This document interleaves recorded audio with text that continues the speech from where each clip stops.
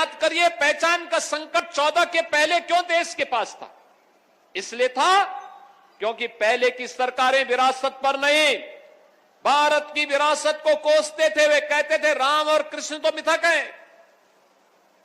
14 के पहले की सरकारें कहती थी प्रदेश की हो या देश की हो, वे राम और कृष्ण की परंपरा पर विश्वास नहीं करते थे। वे भारत की ज्ञान की परंपरा को कोसते थे।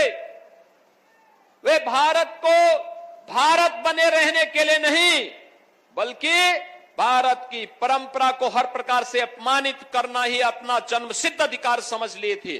और यही कारण था भारत की आस्था उनसे लगातार हटती जा रही थी। लगातार भारत के लोगों के मन में एक असंतोष उनके प्रति व्याप्त हो रहा था।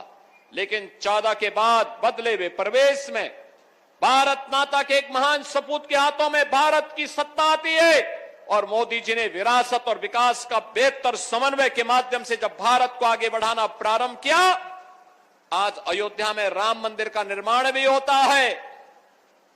काशी में काशी विश्वनाथ का भव्य स्वरूप भी देखने को मिलता है। प्रयागराज में महाकुंभ के दर्शन देश और दुनिया को होते हैं। मथुरा और वृंदावन सज और संवर रही है।